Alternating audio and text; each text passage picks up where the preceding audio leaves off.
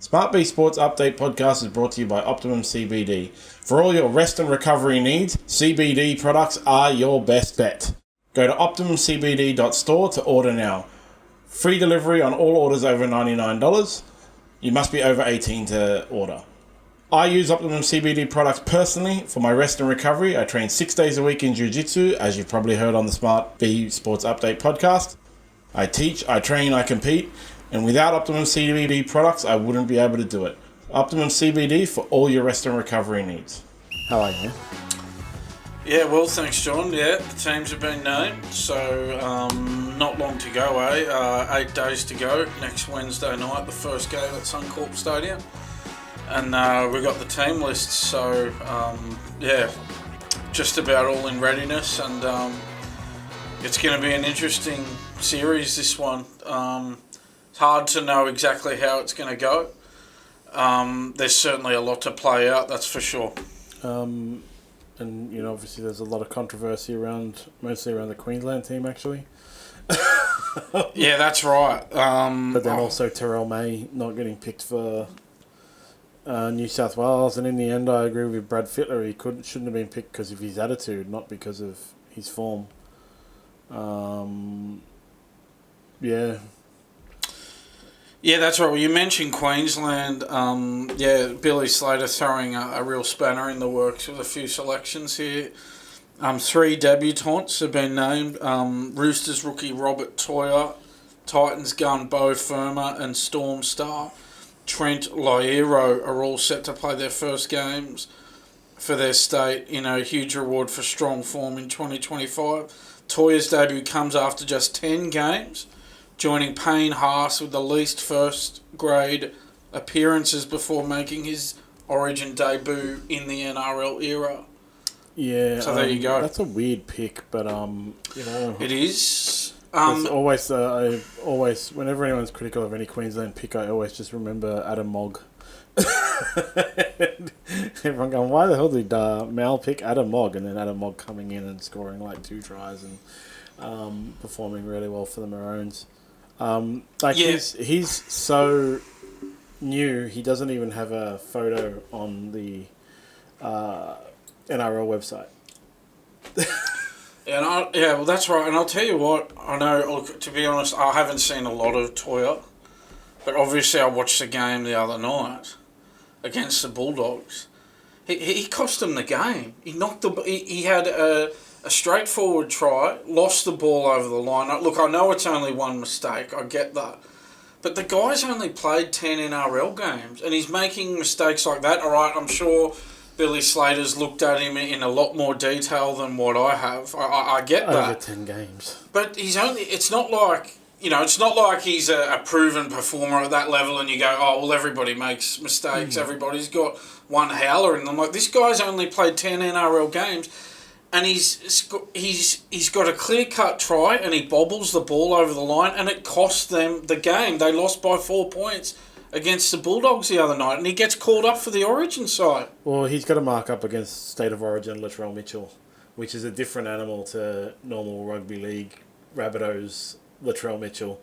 It's Latrell Mitchell in arguably his best position in number 4, who's got a history of just dominating it. New South Wales level. Yeah. If I was Robert Toya, I'd be faking an injury to get out of that, man, because this could be all she wrote. If Latrell carves him up so badly that, you know, it's just ridiculous. He may never get another Origin chance.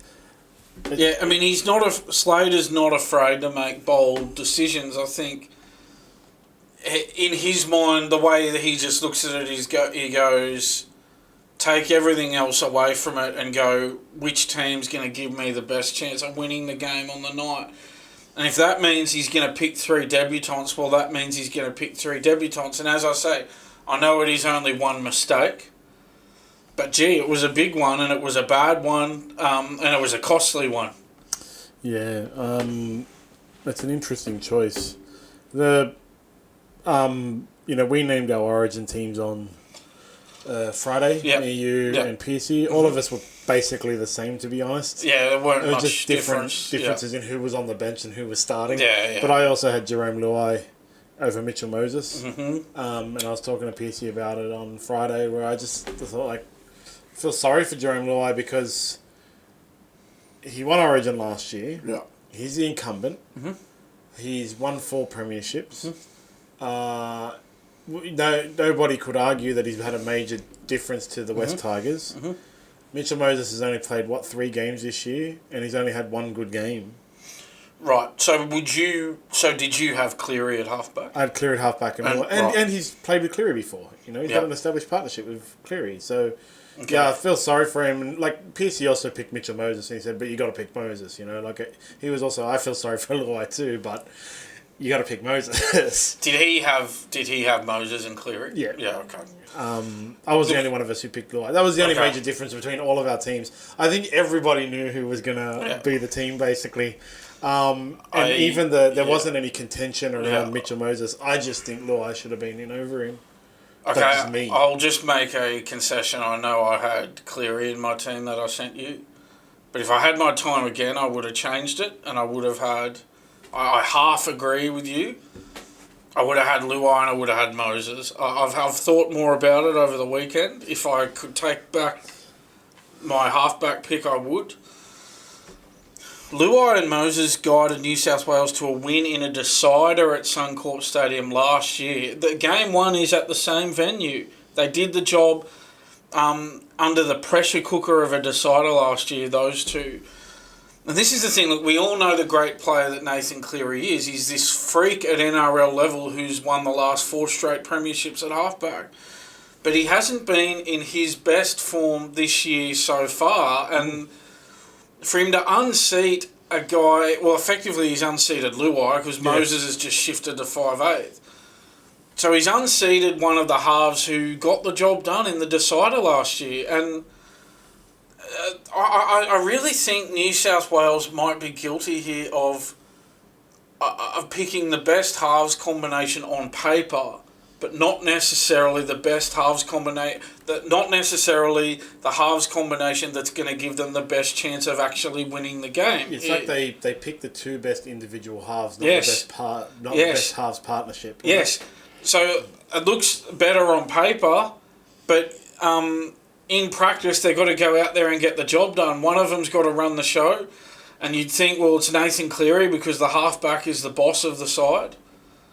But I mean, see, the difference for me is Mitchell Moses really owned the result in that decider last year and dominated in games 2 and 3 last year. While Nathan Cleary's been a part of New South Wales series wins before, he hasn't owned and dominated a series like Mitchell Moses did last year, like Andrew Johns did way back in 2005. He hasn't actually got to that level where he's really owned it and dominated a series at Origin level. Now, it would be one thing if Nathan Cleary was coming back in red-hot form this year with the Panthers going as well as they have over the last 4 years, but that's not the scenario with the Panthers this year. They're coming 13th. They've had 3 wins and 6 losses and a draw from their 10 games. This is not the Penrith that's been before, that's been over the last 4 years. All of a sudden, Jerome Luai leaves Penrith, and Penrith are going nowhere. Yeah, that was the other thing I raised with Piercy. Like, Jerome Luai, everyone gives Nathan Cleary of course you've got to keep Nathan Cleary, but Jerome Luai left and Panthers bombed. Yeah. You know, and so I feel so sorry for Jerome. Like, I remember last year as well, like, everyone was leaving Jerome Luai out of the team, and we had a conversation just before Origin last year when Mitchell Pearce appeared on the podcast about how it is kind of weird that at that time, 1 year ago now, everyone was neglecting to even mention Luai in the thing. There was, like, I think there was other people ahead, like 3 halves ahead of him, basically. And now we're back to that same kind of deal. Now, last year, if you remember, Jerome Luai wasn't even in the stratosphere. I think he was 3rd or 4th choice, after Cody Walker and like this kind of thing. And then there was a bunch of injuries that got Luai in, and we all know what happened, right? And then this year we're the same. Like last year at the before State of Origin, everyone was Nathan Cleary, Mitchell Moses, Nathan Cleary, Mitchell Moses, Nathan Cleary, Mitchell Moses, and then Cleary got injured and it became someone else. might have been Cody Walker. I can't really remember that much. And then it was, Mitchell Moses got injured or whatever. And who was the halves pairing in the first game last year? Nico Hines was in the halves last Nico year. Hines, that was the other one, right? Because Nico Hines was leading the Daily M score and stuff like that. So it was... And then he bombed it. Yeah, it was Nathan Cleary, Mitchell Moses, Nathan Cleary, Mitchell Moses, Nathan Cleary, Mitchell Moses. Cleary's injured. Nico Hines, Mitchell Moses, Nico Hines, Mitchell Moses. Everybody. And then, Mitchell Moses is injured. Well, we're going to have to settle for Luai. And it's like... And they won games 2 and 3. Yeah, it's Moses the same again Luai. this year. Like, everyone's like, Mitchell Moses, Mitchell Moses, Mitchell Moses. Nathan Cleary, but they just always forget that Jerome Luai exists. He was instrumental in 4 premierships for the Panthers. Mm-hmm. He was instrumental in winning the decider last year and the second game. At Suncorp Stadium, decider. Game 1's at Suncorp Stadium. They've done the job at Suncorp Stadium before. Under there was a higher pressure situation. A decider last year. This year, New South Wales, if they lose... See, I think Queensland have to win Game 1 in Brisbane. I think if Queensland lose Game 1, series over. Because Queensland are not going to win in Perth and then Sydney in Games 2 and 3. So Queensland, it's must win for them. The pressure is on them. So why in Game 1? So why would you not pick the 2 who got the job done under the real pressure cooker of a decider last year? And this is the thing, before people start throwing stones at me on social media for saying that I would leave Nathan Cleary out, it's a long series. If they don't get the job done in Game 1, you can always then come back to Cleary for Games 2 and 3. Well, if Nico Hines fails in Game 1, then you can bring in Mitchell Moses and Nathan Cleary and they can win. Because also, if you remember last year, in Game 1, Suoli'i was sent off, whether you agree with it or not, 2 minutes into the game, I think it might have been 7 minutes, but early, And then, if you looked at the stats at the time, we discussed it at length, everyone discussed it at length, New South Wales actually, statistically, field position, everything was on top of Queensland the whole game, but Nico Hines couldn't get it done. Yeah, and that's the thing. The harsh thing on Nico Hines was he was up against it with, being on a 12-man team compared to a 13-man team for most of the game. But look, the reality at Origin level is if you lose the game, rightly or wrongly, the halves get blamed, and they're always the first to get dropped. That's just the way it is. So I just would have thought you'd stay with the 2 who got it done last year first up at the same venue that they won the decider at, Suncorp Stadium, Game 1 at Suncorp this year. You pick Moses and Luai. If they lose, then you come to Cleary for Games 2 and 3. That's how I see it. Again, if I had my time again, I would have but I've just thought one of those things. Well, I did message you and say, can you send it to me? And you had an hour to do it. Yeah, I had to get to work a bit later, so I did do it quite quickly. I just feel so bad for Jerome Luai. And then, it was really funny because PC said, you feel sorry for him about his dad's social media post. I'm like, that too. Everything's just not going well for him. But there was a news report that came out today that Laurie Daly called Jerome Luai after the Tigers game on Sunday. Unfortunately, the team had already been announced, and Laurie Daly was trying to get onto Luai before he was told that he had missed out, and he was all class about it. Laurie Daly told him, just be ready, sorry you didn't get picked, and he was like, no, totally understand. I hope Laurie Daly realises who he's leaving out here. This is some sort of footballer, Jerome Luai, who is underrated, I feel, by a lot of people. And I know the Tigers have stumbled in recent weeks, but on the whole, they're a much better side this year. They're sitting well above the Eels. Well, this is the thing. I mean, I'll just get the ladder up here, but I think they're 5 wins, 6 losses. Yeah. So overall, this is a team that won 3 straight wooden spoons. So on the whole, 5 wins, 6 losses is a really good result for them, given that they won 3 straight wooden spoons. I had someone pointed out to me yesterday, if you think about it, last year, West Tigers were last and Parramatta was second last, and they had the Spoon Bowl, right? This year, West Tigers are further up the ladder and I think they need to win one more game, and they've won as many games as they did last year. Right, okay. Yeah, well, that'd be about right. Yeah. And Eels are still second last on the ladder. So, Jerome Luai moving to the Tigers has improved them immensely. Yes, they have had some shockers, like 64-0 against Storm and stuff like that, but they're only 2 points behind 6th place. Yeah. 6th. Yeah, and that's the thing. When Luai was with Moses last year in Origin, they both knew their roles and they executed them really well. Is there a danger that Cleary and Moses could get in each other's way here and not really know who's running the show? When Moses was with Luai, he knew his role very clearly, and Luai allowed him to run the show, and he did it very well. And Luai played second fiddle very well. Are Cleary and Moses going to know who's got to play second fiddle, and when is Moses really going to work as a second fiddle option? Is he really that guy, or is he the go-to guy? According to 100% Footy, when Moses was on there. Oh, yes. the riveting interview that was so good that they had to knife one of their own journalists to get it to happen. Absolutely, he will be. He said so. That's the best piece of television of all time. I really missed out by not seeing that. A couple of other things about the Tigers, right? They haven't had a bye yet. Yep. So they've had to play 11 games. There's a few teams so you give them the bye, and they move up into 8th spot because they're on 10 points. You add 2 points to that. Yeah, they're up. If you were to give them 2 points right now, do they have the bye this week? I think there's a lot of byes this week. Yeah, I know. They might have the bye this week. Yeah, they do. They have the bye this week. So so if you give them those 2 points right now, they're up there in 8th spot. And, because 8th is obviously 11 points, right?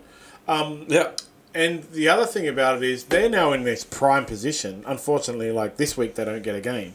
But next week they get a game in which they'll have rested Jerome Luai. You know?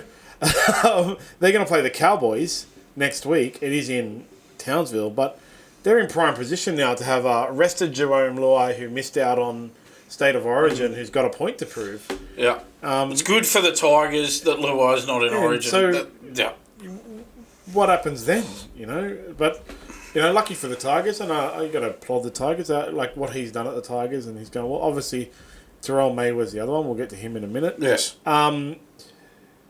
Then, this is obviously going to be a very heavy Origin episode, just like next week and the week after and the week after and the week after and the week after. The club comp's just been shoveled off into the background for 2 months.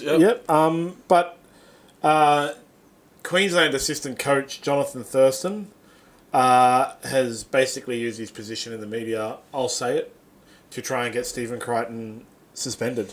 100%. So we have to bear in mind that Thurston's a Queensland assistant coach. I thought assistant coaches weren't allowed to talk about. Yeah, and we talk about conflicts of interest. The Queensland assistant coach so he made the comments after the game on Friday night. So literally 2 or 3 days before the Origin team's name, you've got the Queensland assistant coach effectively saying that one of New South Wales' best players should be suspended for a hit that really, it didn't have much malice in it. Seriously, there was nothing in it. And so Thurston says this about Stephen Crichton's hit on Lindsay Collins. He says, quote, "But you still got a duty of care when someone is on the ground. You still need a wrapping motion, and he's not done that at all. It will be very interesting to see what the match review committee have."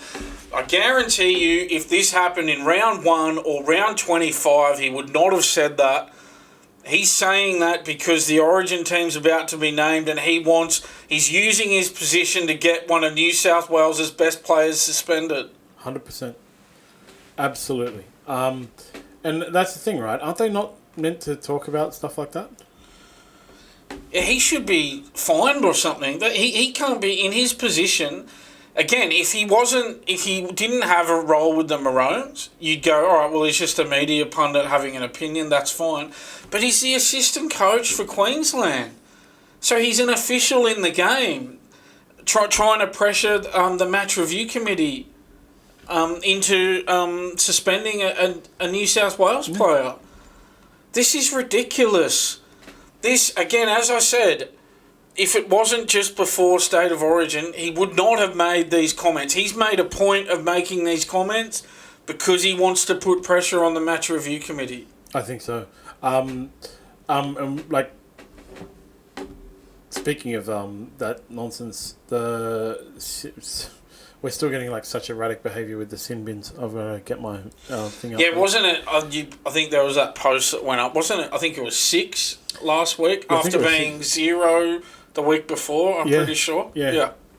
We're still getting this complete nonsense. So, like, there's an issue here. You know, we talked about it, and everybody talks about it with Phil Gould being in the media.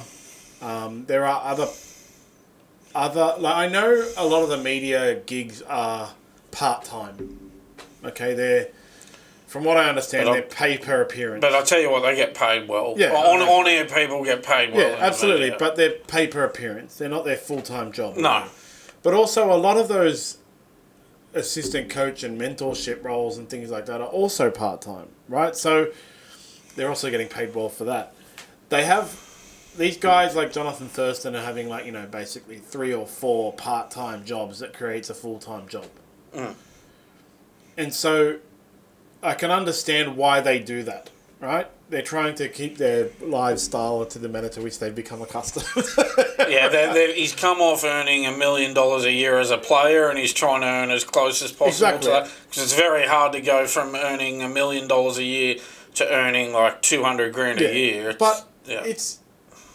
It's still something that needs to be managed by the NRL. If you're going to be involved with a club or a representative team, you can't make comments about judicial. Like, you know, if you think about it, last year he's making comments about Spencer Leniu, trying to get him suspended for 12 weeks, which would have been an Origin issue, right? Yeah, 100%. This year he's making comments about Stephen Crichton. Yeah. So, and you know, another one is he didn't make any comments about Ezra Mam. He doesn't make these comments about Queensland. Yeah, that's the thing. And that's the other reason why, like, a lot of people said, Leniu was being unrealistic by saying, you know, you didn't say this about Ezra Mam. And it's like, well, no, it's not, because, again, then you go, well, what state's Ezra Mam from? Well, he's from Queensland. What state is Leniu from? Or what state does he play for? New South Wales. What state does Stephen Crichton play for? New South Wales. So he's only going at New South Wales players here. If a Queensland player does something as stupid as what Ezra Mam did, and I know it was an off-field matter, but still, it was pretty bad. Yeah. And a lot of people thought he should have been banned for the whole season, and he should have been. But again, Crickets said nothing about Ezra Mam. Well, this is the thing, right? He's just making he's influencing judiciary decisions. Yeah. This is the thing. I know. See, I suspect he's on Channel 9 all the time. So I suspect he would have a contract with Channel 9. Mm-hmm. And he'd be paid well, let me tell you. All right, it wouldn't be what he was getting when he was playing. But he'd get paid well, right? You add in Triple M, you add in the blah, blah, blah, blah, blah, blah, blah. I'll tell you what, he does not need to do this Queensland assistant coaching gig. He doesn't need it. He's earning enough money in his other gigs, and he's certainly made enough money in his playing days. He does not need that gig. Mm. So if he's going to take that gig, all right, but then he's bound by the same restrictions as any other person in the game who has an official role with any team. Yeah, exactly. Like your Phil Gould, for example, who's a good example. Bulldogs general manager, also prominent media personality. Because of his role with the Bulldogs, well, he can't just lash out as much as he wants like any other media personality. Same should apply to Thurston here. Because of his role as a Queensland assistant coach, he can't, on the Friday before the Origin teams are named, he can't be saying that Stephen Crichton, a New South Wales superstar, should cop a suspension and be rubbed out of the state of origin. No, he shouldn't ever make any comments on it. No, he should have had to say. Can't comment. Look, I can't comment on this because I'm a Queensland official, and we're talking about a New South Wales player on the Friday night before the state of origin teams are named. Who did they play? They played the Roosters, right? Yes. Now, if they'd asked Trent Robinson wouldn't have been allowed to say, I think Stephen Crichton should be banned. He wouldn't have. because you're not allowed to say that. You know, I know they let Latrell Mitchell and stuff get away last year with talking about Spencer Leniu's suspension, but you know, Latrell Mitchell and whoever else or other players were like sanctioned or had a word to, but they're not allowed to. They're literally not allowed to. And this is the thing, like Trent Robinson wouldn't have been allowed to say that. But Johnathan Thurston has more to gain out of Crichton being suspended than Robinson does. Robinson's just played the Bulldogs. Exactly. It's no use to him if Crichton gets suspended now, but it is of use to Thurston because he would have been suspended for the Origin game and Thurston's coaching an assistant coach of the Queensland side with Crichton playing for New South Wales. Dolphins coach is Christian Wolf. Christian Wolf, yes. Yeah, just imagine like they had the game on Friday. And Christian Wolf, they interview him on Saturday, and Christian Wolf comes out and says, "Yeah, I think Stephen Crichton should be banned. I think he should have. He's going to cop a fine." Yeah, like it's beyond ridiculous. It shouldn't be allowed, and Johnathan Thurston should be sanctioned for it. Yeah, 100%. He should be. Yeah, he should be. The NRL should look at before every season. They should have a list of all the media personalities. And look at also, all right, which media personalities have club gigs as well. All right, Phil Gould, yep, there's one. Johnathan Thurston, there's another one. All right, we need to make it clear to these two that because they have roles as officials with either clubs or representative teams, that they are more restricted in what they can say than other media personalities who are not officially tied to a team. Yeah, and they should make it clear, and they should say to them, if you overstep the mark here, then we're going to sanction you. Yeah, look, there's a lot of the players, right, that a lot of those media personalities actually that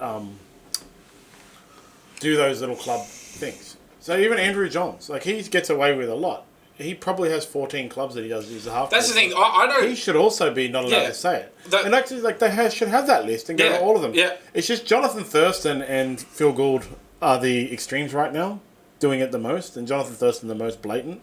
But all of them should be the same, you know. Our very own ambassador Mitchell Pearce, was when he was in Australia, was working with the Roosters. He was really careful about what he said about the Roosters on here, and he was working on Triple M, and he was really careful about what he said. We don't need to mention that, Mitchell Pearce should be told as well, because he's not out there saying, you know. And Andrew. No, he's not out there saying, you know.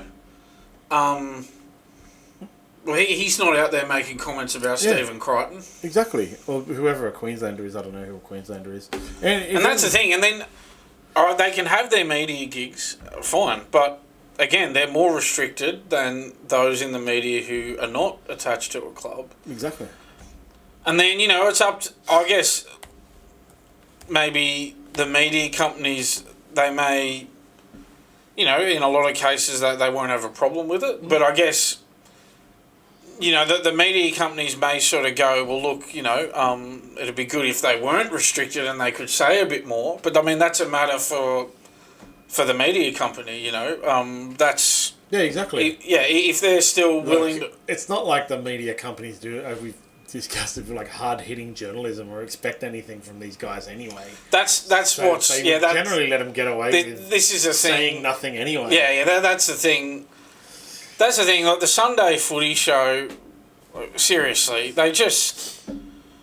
There's nothing interesting gets said on there. Exactly. It's 2 hours of just fluff, puff pieces, just saying, oh yeah, this guy's a good player, this guy's a good player, this guy's a good player, this guy's a good player. 2 hours of that. That's all it is. Yeah, and they've still got a job, those blokes. We were talking about it before. We should go back to the Sunday roast. Remember, the Sunday roast got rid of the corner post being out. Yeah. Because that's what the Sunday roast did. They really actually did like the controversial conversations and criticised the game. Because they were all immune to it at that stage, right? It was like Andrew Voss, Phil Gould, I think Paul Kent was on there. Yeah. I think Matty Johns was on there. I think Mark Dwyer was on there. None of them had club gigs. They were all completely immune. They could say whatever they wanted. Yeah. And now, you know, you have things like this. Honestly, the NRL should really sanction Johnathan Thurston. Mm-hmm. And I don't know. I know he's like well beloved in the game and has all of his mates. I don't know why New South Wales camp aren't saying, well, he shouldn't be allowed to say that. Mm-hmm. they should make it bitter. It'd be good news, Laurie Daly, he's too much of a nice guy, should be saying, why is Johnathan Thurston going out on the news? Stephen Crichton should, he's doing media commitments. I know Latrell Mitchell and Spencer Lenny are on media bans, self-imposed media bans, which I fully accept from both of those guys. The media's not happy about it, but I'm sure everyone's like... Wise move. Yeah.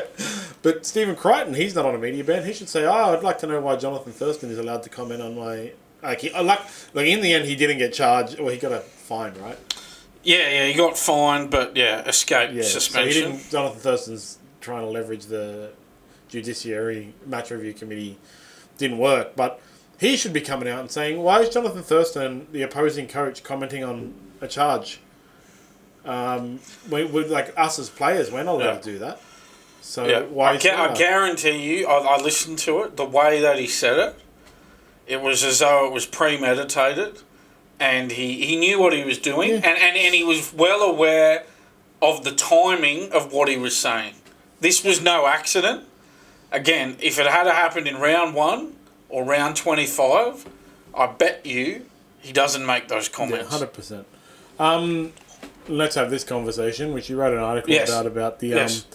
we've talked about it before. We've talked about it every year. Yes. Is it worth ruining the club competition for the sake of Origin? I'd like to highlight your Bulldogs, who have to play on Thursday. Yes. They already were missing Satili Tupanua through suspension. Satili Tupanua, ridiculously Jacob Preston. All right, so at least they've only got two remaining suspensions to go. Injury, they're missing Jamin Salmon, Jacob Kyrgios, Anari Tuala, Jack Todd, Daniel Saluka Fafita, Jethro Runa, Kima. Sam Hughes is 50-50 at this stage, which Phil Gould posted 2 days ago. Now they've had Stephen Crichton, Max King and Kurt Mann. Congratulations, Kurt Mann, being selected for Queensland as the 18th man. Added to that list. So I like Phil Gould's tweet. Have a crack at selecting our NRL team for this week's game against the Dolphins. With Stephen Crichton, Max King, Kurt Mann, Tilly Tupanua, Jacob Preston, James Salmon, Jacob Kraz, Anari Tuala, Jack Todd, Daniel Sue, Luca Fafita, Jethro Rinakima, and Sam Hughes missing. That's 1, 2, 3, 4, 5, 6, 7, 8, 9, 10, 11, 12 out of your top 30. Yeah. That means you have 18 players in a team where you have to name 18 players. Yeah. I'll tell you what, it's a good thing that they've won 9 out of their first 10 and they've got that many wins in the bank. Because I think they're going to need them. Because I think they're going to be in a world of pain over the Origin period with all those players missing. With all those players missing, and they had to add to the pile 3 of their best players, Stephen Crichton, Max King, and Kurt Mann, which are, they are the best informed players, and you can tell because they got picked for Origin. The fact that the Bulldogs were already in a crisis mode, and it happens every year, there's always a team like this, and the Bulldogs, unluckily for every other fan in the entire world, are managing it very well. But they had to add their 3 best players to the pile of missing players because they've gone to Origin, meaning that game on Thursday that no one really cares about anyway because it's against the ladder the cellar dwellers, the Dolphins. Where are the Dolphins actually right now? 14th. It's first against 14th. But still, it ruins that game. Plus, we only get 5 games this weekend. Yeah. Because we have buys because of the Origin period of the Broncos, Cowboys, Dragons, Rabbitohs, Storm, Titans, and Tigers. Yeah. This argument that gets thrown up where people say, oh yeah, but the best team still wins the comp every year. When you talk about how that's so unfair, how at Origin time all these players have to miss their club games. That's a ridiculous argument. Ridiculous argument. The clubs are not paying these players huge salaries to play for some other team. They're not. The Bulldogs are not paying Stephen Crichton the big bucks to play for New South Wales. The highest paid player. Yeah. Certainly one of them. It'd be him or maybe Burton, but yeah, certainly one of them. The clubs are not paying the huge salaries for players to go and play for a rep team. It's a non-argument because actually, the Origin period can adversely affect teams and benefit teams a lot, right? And it actually can, 1 or 2 games, mess with the ladder. And the top 8 positioning, it's first or second that generally win the competition. sometimes third or fourth. But basically never fifth or sixth, and never seventh or eighth, you know? So losing games over Origin, it's someone like the Bulldogs, right? They're first right now, and they've been first all year, I think pretty much. They could now lose a bunch of games because all their players are out and come third. Right? That's how much of an impact it could have. Yeah, I mean, they might. I mean, I hope they don't. Is it possible that... I mean, I know I'm drawing a long bow. Is it possible that they missed the top four over this? Yeah. You know? I'm just giving them third to be like best case scenario in a bad case scenario, right? But yeah, it is entirely possible they could lose the next. Yeah, I mean, they're going to make the 8. I mean, that's a lay down as there, but unless like, they're the Rabbitohs. But it could be the difference between making the 4 and missing the 4 for them. It could be. And then it could be, you could have a situation in which someone like, I don't know, the Broncos or the Roosters go on a run. Who does, like, well, the West Tigers aren't, you know, it'd be good for the West Tigers. That's a good, happy story or whatever. But West Tigers aren't well represented in Origin. They go on a run and they make the 8. Yeah. And then just, you know, in all reality, they're not a... I'm not saying specifically the Tigers. I'm using this as an example before Tigers fans get up. In all reality, they're not actually a top 8 team, but they've just strung together some wins in the middle of the Origin period, gotten into the 8, and then they're just making up the numbers. And that's one of the major contributors to the making up the numbers. Teams like that. Yeah. There was the year that Melbourne got, I think it was 2000. When did Wayne Bennett go to the Dragons? 2000. Was it 2009? Yeah. So I think in 2008... that was the year where the Warriors beat Melbourne in week 1. Yeah. They shocked them. They came. That was when it was the McIntyre system, the 1v8. Yeah, that's right. And the Warriors beat the Storm in week 1. Yeah. So 2008 it was, right, when Jamie Soward was at the Dragons. And the Dragons played Melbourne in a Origin... Melbourne one ended up coming first, but they played Melbourne in an Origin depleted team where I think they had like 9 or 10 players out, you know, across New South Wales and Queensland. And the Melbourne got really funny because Jamie Soward celebrated. Dragons carved them up. It was like, you know, 20 or 30 points or whatever they won by. And Jamie Soward celebrated and did like breakaway tries and all this kind of stuff. And Melbourne got really like pissed at him and carved him up. They came 7th. You know, they came 7th basically, right, on the back of that period. And then they just got bundled out of the finals. Where there were other teams that may have made the 8 who were just as adversely affected as Melbourne. Yeah. That could have made the 8 and done a better job. So I know it's a hard, like, logical thing to follow, but this Origin period also messes up the finals. And that's why I really feel that's why we have teams that are scraping into the 8 every year and then just get bundled out. You know, like 7 and 8 are just not really like finals-worthy teams. That's the thing. It's all about making the top 4. If you don't make the top 4, you're not going to win the comp. Yeah, exactly. So I think it's first and second are most common. Third and fourth are sometimes. I think fifth and sixth maybe once or twice have won it, and the 7th and 8th have never.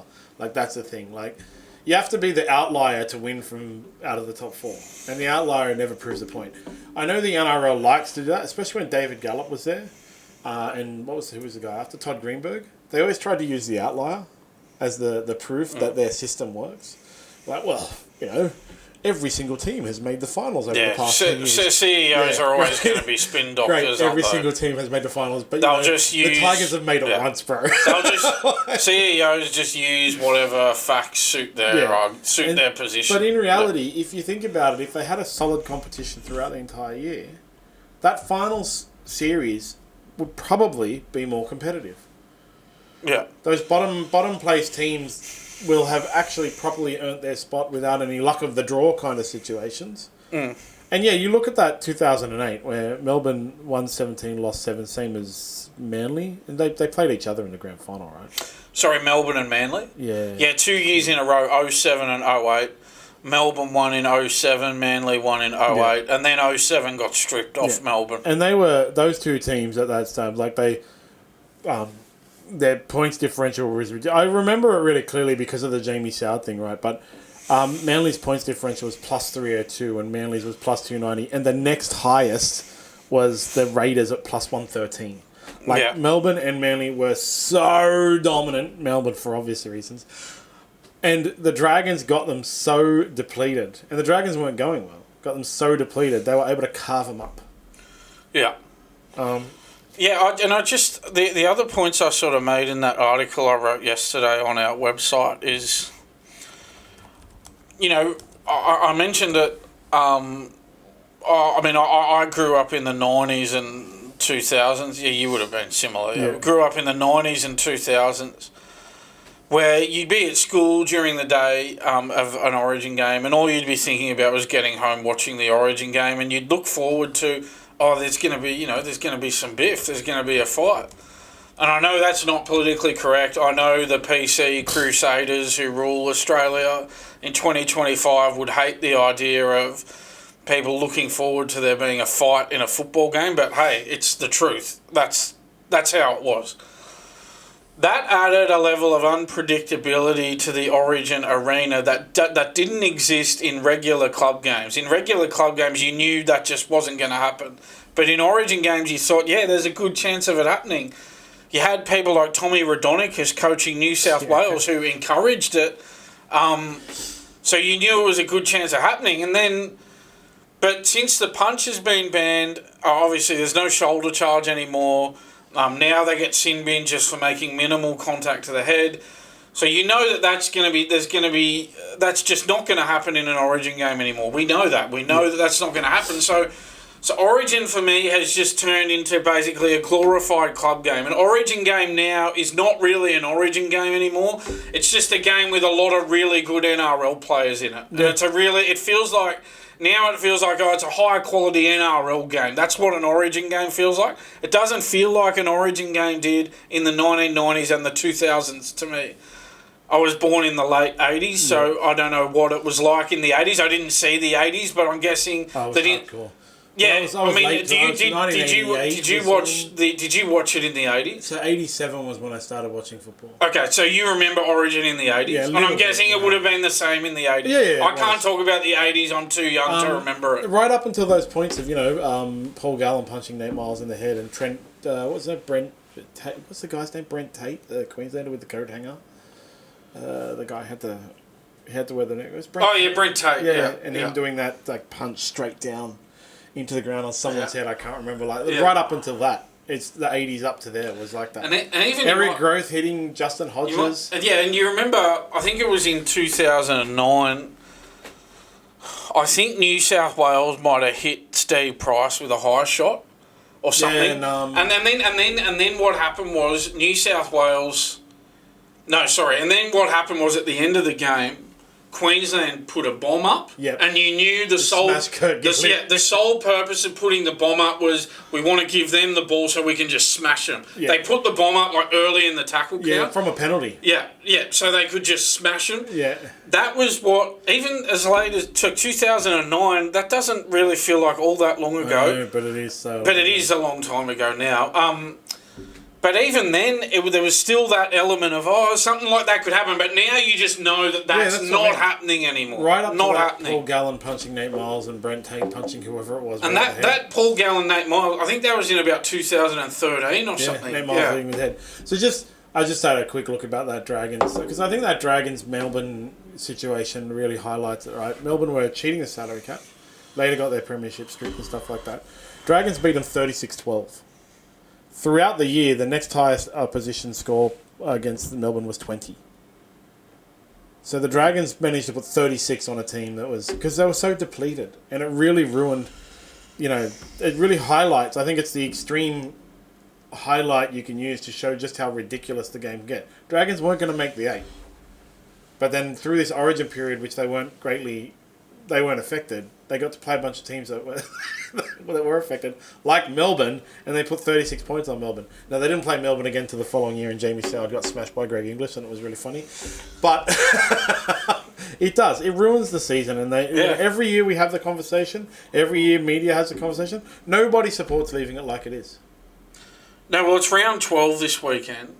And so, obviously, this is the first round that will be Origin impacted because there's no Origin players playing this week. Yep. And then, so this will go through right until round 19 because that's the round after Game 3 where players will have to back up after Game 3. So right through from round 12 through to round 19 is going to be impacted by Origin. That's 8 rounds out of the 27 rounds that are impacted it's a third by of the season. Yeah, so I feel like as a fan we're robbed of a third of the season, and I just don't care that much about State of Origin. I don't care enough about State of Origin anymore for Origin to ruin a third of the season. That's the thing, right? I don't care, man. If it didn't ruin the season, you would care more. But the fact is, the negatives far outweigh the positives now. And so it's just like, I don't care about Origin enough for it to ruin a third of the season. Yeah, I care about my club team, the Bulldogs. I don't want them to be negatively impacted by a State of Origin series that is a pale imitation of what it used to be. Like, they keep having... The ruination of the season, whatever you want to call it, has been extended over the years as well. Because it used to be they would name them on the Sunday and play on Wednesday, right? And then they decided, we'll name them the Sunday before. So it's like, you definitely have all your players missing out on a game, actually, right? Because now they have to sit out. And then you have situations like Matt Burton having to sit out last year to not play. He's not allowed to play for his club because he's 18th man. And this is the thing, hasn't Kurt Mann's been named 18th man for Queensland, so the same thing's going to happen this year. Well, he's not allowed to play this week. He's not going to be allowed to play, and then I bet he doesn't play. He probably won't play in the Origin game, and he will have had to sit out a game for nothing. To get the 18th man activated is a massive requirement. It happens so rarely. The 18th man should still be allowed to play because it's so unlikely that they're going to feature in the game. And even if they do feature in the game, they're not going to play that many minutes. Yeah, exactly. It's beyond ridiculous, and that was it's just... But seriously, shut down the season for 3 weeks. Yeah. Smash it out with the whole rep round for the TV deal. Like I listed them last week. I made up some last week. They pick the Origin teams, and then with the remaining players, they can do New South Wales Country versus New South City, North Queensland versus South Queensland, North Island versus South Island, New Zealand. They could do a Samoa versus Tonga. They could do remaining Indigenous people versus all the non-typical countries, like they could put together a team of like English players, whatever other countries there are, Lebanese, PNG against Indigenous. They can do Fiji versus PNG. There's enough play. Like all of those players would still be able to play if you want to play. They could still get 8 games out of it. Yeah, so you either do one of two things. You either shut down the season for 3 weeks in the middle of the season, get the 3 games done, and then resume the season. Or you just do it at the end of the season like they did in 2020, the year of the pandemic, where they had to suspend the season. They could most assuredly do it. Regular season finishes in October. State of Origin the next 3 weeks. Internationals in November. Finish in December. And again, look, I know how much money Origin brings in for the game. I know it gets huge TV ratings. I know that usually 3 of the top 5 shows on television every year are the 3 State of Origin games, and I know that gives the NRL a huge advantage over the AFL who don't have State of Origin, and I know that gets under the skin of the AFL. I get it. But personally, I think State of Origin as a concept, it's a thing of the past. It's not suited to 2025. Mm-hmm. It's a 1980s, 1990s, 2000s concept. It's not a 2025 concept anymore. It's just not. 2025, it's all about the NRL and the NRL clubs. It's not about State of Origin anymore. No state versus state, mate versus mate anymore. And some of those guys, like Johnathan Thurston, still try to bring this kind of thing in, not intentionally, like with his comments about Stephen Crichton. And they create... But there's the conversations we have now about State of Origin, and Johnathan Thurston trying to influence the match review committee to charge Stephen Crichton. Not, did you see Eric Gross bash Justin Hodges? Yeah. I know you're a New South Wales fan, right? Do you in all honesty, do you get nervous before the game? Are you sitting on the edge of your seat? Oh, so how does that compare to how, say if the Dragons were playing in the finals or a grand final? How does that compare? Yeah, it's massive difference. So if the Dragons are in a grand final, you're sweating, really nervous. The most nervous New South Wales, not really, right? The most nervous I've ever been was that the preliminary final in 2010, actually. Right. That so you felt really the nerves. And the worst half an hour of the year every year from the time I was 10 years old to 2009, 2010 was the fact that I had to watch 2.5 Men or something much like it. 7 to 7:30, that period. Because the news would all be about State of Origin. Like, we can just say my adult life, right? So when I'm like 18 to 2010, 2015, when they made Origin kind of dumb. That half an hour, because you would get home, get to the pub, whatever, all the guys are coming over, your friends are coming over, you're going to someone's house, you get there, it's like 6 p.m, you have the news is on, it's all Origin for the news. 6 to 7, that's when you have your barbecue, you have a few beers, you're like getting pumped up, who do you reckon is going to win, what bis will there be, blah, blah, blah, blah. And then like 2.5 minutes come on, and you'll just be like, come on. And then it'd start at 7:30 and you're like, yeah! But now it's like, last year I went to jiu-jitsu. All 3 games. I went to jiu-jitsu beforehand. And then, potted home. I think one of them I went to an event after jiu-jitsu. Yeah. And then left after half-time to beat the traffic home. Yeah. Because that was... One of them I went to the game. I went to the first game. But, again, I left... bumped into some people, and then we all left when New South Wales were getting smashed. It's just not as exciting anymore. Yeah, I'll be honest with you. Bulldogs in a grand final, I'm a nervous wreck, right? And if they make it this year, which is a possibility, as you predicted at the start of the season, Melbourne, I will be extremely nervous if that's the scenario. At this stage, it might be versus the Warriors, though. But State of Origin, I'm from New South Wales. I tell you what, if Queensland were to win this 3-0 this year, I would not care less, would not bat an eyelid, wouldn't give a stuff, wouldn't care. Jeremy Clarkson meme. Oh no! Anyway. Queensland could win 50-0 in all 3 games, and I wouldn't bat an eyelid. I like the Queenslanders will continue that thing. It's because New South Wales don't get Origin, but let's face it, Queensland is the same. But I think the difference is, I think Queenslanders... They're Queenslanders first, and then their club team comes second. Think even now it's the opposite. I think in New South Wales, for us, it's our club first. Our club comes first. Now, Queenslanders and Queensland fans and Broncos fans, and now that there's more teams as well, Broncos fans and North Queensland fans and Titans fans and Dolphins fans all have this Origin hangover. They're kind of moving towards that kind of thing as well. That's what I mean. You have those guys from the era of the dominant Queensland team still trying to spark this stuff up, and you have Andrew Johns with his passion, but I just think fans also, like I said, I can't find anyone who supports the Origin as it currently stands. I reckon the only people in New South Wales who really care about Origin are Andrew Johns and Phil Gould. Well, I don't think anyone else in New South Wales cares. The majority of people, from a fan perspective, it's the people that care are the ones who only watch Origin.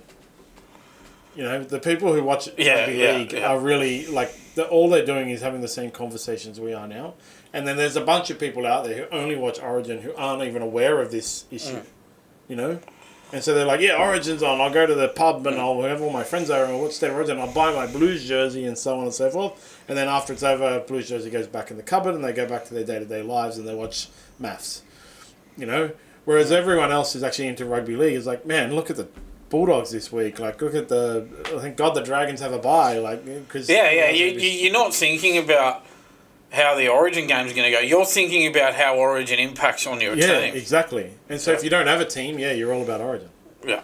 That's it. Just finishing up with Origin now. Yes. As I alluded to earlier, Terrell May yes. Was playing video games and then with his friend and live streaming.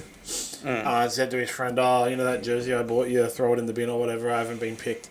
And Brad Fittler has come out firing, and as I said at the beginning, I absolutely agree with his comments. I wouldn't have picked Terrell May after that either.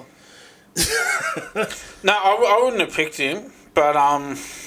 I did pick him in my team, I think, though. Yeah, put it this way, if I'm Laurie Daly, I wouldn't have picked him because of that. But what I would say is I'll probably have a slightly different view to you in that saying that he doesn't really owe New South Wales anything, again, they're not obliged to pick him. I wouldn't have picked him. But he's never played for New South Wales. He's played for the Roosters, Tigers and Samoa. He hasn't done himself any favours with wanting to be picked for New South Wales here at all.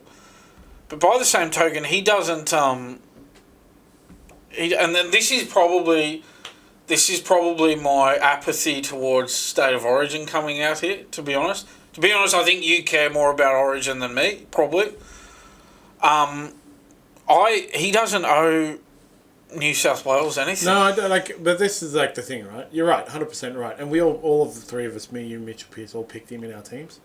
So, leading up to it, we're picking. But the thing is, I agree with Brad Fittler that if I was Laurie Daly, I wouldn't pick him. Yeah, I wouldn't. Over those comments. Because that's the thing. And the point was made on TV last night.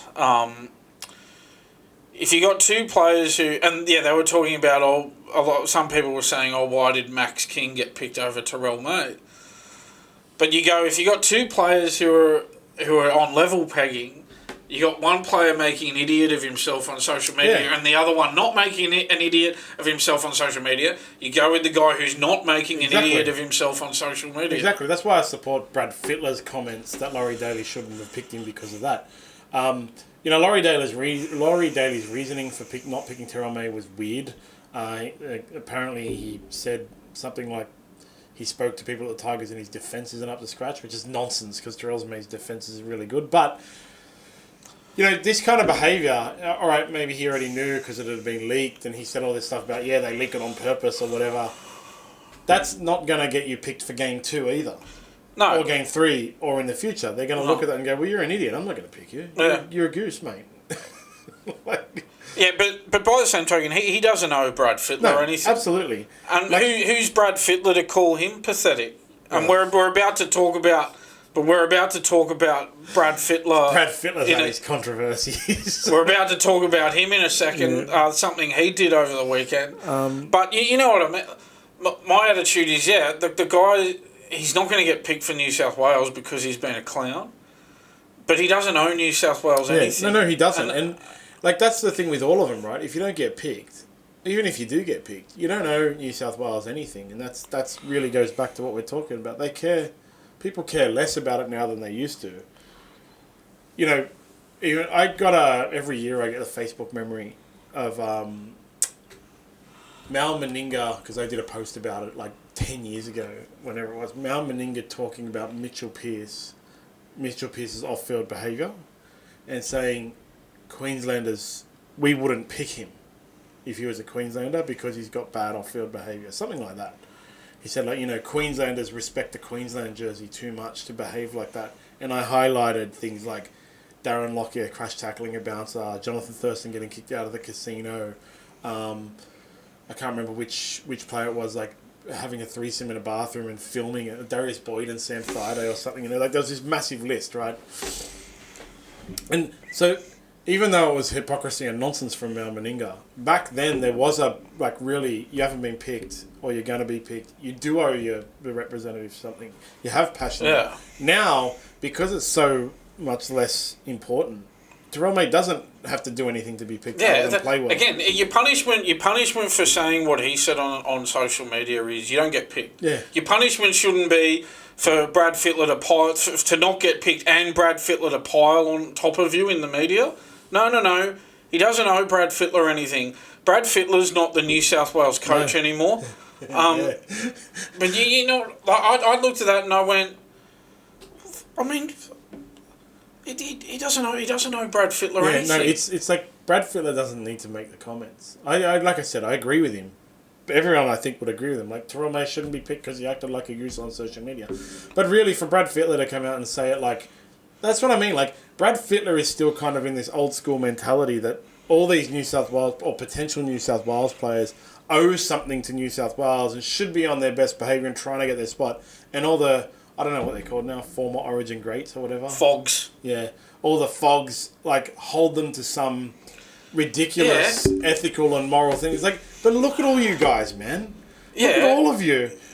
Terrell May can say whatever the hell he wants. Yeah. And then Laurie Daly can say, mate, this guy's a goose, I'm not going to pick him. Yeah. But all these, you could replace Brad Fittler's name with anyone. Andrew Johns could say it, Matty Johns could say it, all of them. All these guys that come out and, criticise Terrell May and, he owes New South Wales something are kidding themselves. Yeah, if he had have been...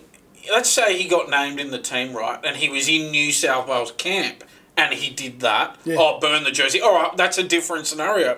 But this is somebody who... He's never played for New South Wales. He's done this before selection of the New South Wales team. So he's done this. He's never played for New South Wales. All right, your punishment for being a clown is you don't get picked for New South Wales. Your punishment shouldn't then be... and the former greats pile on top of you as well in the media. So it's a disproportionate... They're kind of still living in a fantasy land that Origin is in the 1980s, you know? They dine out on it. They dine out on it. They live off it. You South Wales aren't allowed to call themselves the former Origin greats because the Queensland former Origin greats sued them, I think. Right. You know, like that's full Origin, state against state, mate against mate. Yeah. We're going to sue you. But yeah, at the Roosters Bulldogs game, Brad Fittler was obviously there commentating for whoever he commentates for now. Channel 9, which we didn't see because we're boycotting Channel 9 after they knifed one of their own journalists off the show. And after the Roosters landed the conversion from sideline, it was to go up 20 to 18. Yeah, 20 to 18. Late in the game. To the lead, right? Brad Fittler, standing right in front of the Bulldogs fans, turns around and starts doing a... Yeah, and so that's not very impartial, is it, for somebody who's commentating to put their arm... He put his arms up like that. Yeah, and then... Celebrating, and then, well, you know, he sort of got what was coming to him because they didn't win the game. The Bulldogs scored after that. You know, in combat sports, there's a lot of these super cuts on the YouTube. Go look it up when someone who's celebrating gets bashed, right? There'll be someone like acting like an idiot or acting tough, and then they actually get bashed. And there's all these like early celebrations, like you know, runners or whatever that start celebrating before they finish, actually cross the finish line. Someone goes past them. I saw an awesome super cut with the Brad Fittler. Also, people sort of cut that out and put it. Yeah, him going at the Bulldogs fans, and then a minute later, the Bulldogs fans chanting "Fittler's a wanker," and as the Bulldogs score and win the game, it's like early celebration much like. This is a commentator who's supposed to be impartial, putting his arms up in the air, celebrating. That's just... I'll tell you what, Brad Fittler said what Terrell May did was pathetic. Well, I'll tell you what, I think it's pathetic for a commentator to cheer when one team kicks a goal to go ahead late in the game. You know, like that goes back to Origin, right? It's really cool. Last year they had Andrew Johns and Cameron Smith commentating. And that was actually one of the highlights of it because that's two super passionate New South Wales, Queensland guys. Okay, and it was like really like quite a highlight, I thought, when that they were there to not be impartial. You know, when New South Wales did something awesome, Andrew Johns would actually be cheering into the commentary microphone, and vice versa for Queensland, and that was awesome. But Brad Fittler is not there to be that flavour commentary of like a passionate New Roosters supporter. If he was, all power to him. But actually, they don't have that in club games. He's there to be an impartial commentator, and not act like a goose to the Bulldogs fans. In fact, he did it to the Bulldogs fans as well. That's just hopeless. It's hopeless. And he says Terrell May was pathetic, and then he goes and does that. It's a bit rich coming from him, isn't it? They were giving it to him all day, though, which is pretty You got to just cop it. That's part of the job. Yeah. He gets well paid. He's got to... Yeah, there's going to be rowdy fans at games. And if you used to play... For the Bulldogs fans would just look at Brad Fittler and think, he's a former Roosters player. Yeah. And we're playing the Roosters. So they're going to give you a bit of stick. That's just how it goes. That's one of the things, right? Because that's exactly right. What he's saying is exactly right. Because he was sitting with... I can't remember the girl's name, the lady's name, who's also a commentator. And they weren't giving it to her because she's not a former Roosters player sitting right in front of them. You got to... And if it was such an issue... he should have just not been put on that game. He should have been... They've got other games he could have done over the weekend. The setup should never be in front of the fans like that. If you're going to have Brad Fittler at a Roosters Bulldogs game, you don't put Brad Fittler sitting in front of the Bulldogs fans. That's just... The fact that he was seen on camera doing that, raising his arms in the air, celebrating, that's just ridiculous. And pathetic, and it's unprofessional in the extreme. He's a bit of a goose. Speaking of unprofessional, yes, I would say the Broncos are unprofessional in this regard. Sorry. What's his name? Michael Maguire has come under fire because the Broncos are really inconsistent. It is his first year in charge. He has had some pretty good wins and some pretty bad losses. They did lose to the Roosters over the weekend. It's hard to believe. It's hard to believe it's the same team that beat the Bulldogs. Well, Ezra Mem is back. Talk about a team that's got a split personality. That's the thing, right? So, there has been in Michael Maguire's career, including at the Rabbitohs when he won a premiership, and at whatever was the Wigan, St Helens. whatever the Super League club you want to I think it was Wigan. Yeah. There was, from some players always, a lot of criticism around his training techniques. How harsh of a taskmaster is, how much he expects from the players.